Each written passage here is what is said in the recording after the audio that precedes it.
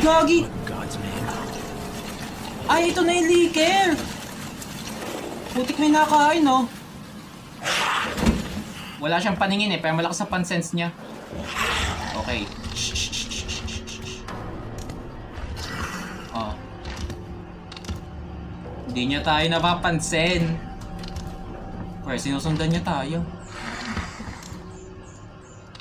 Putik men, kakatakot. Teka. Okay, atras lang tayo na atras. Shotgun! Ay, putik ka! Eh, leaker na pala to! Ay!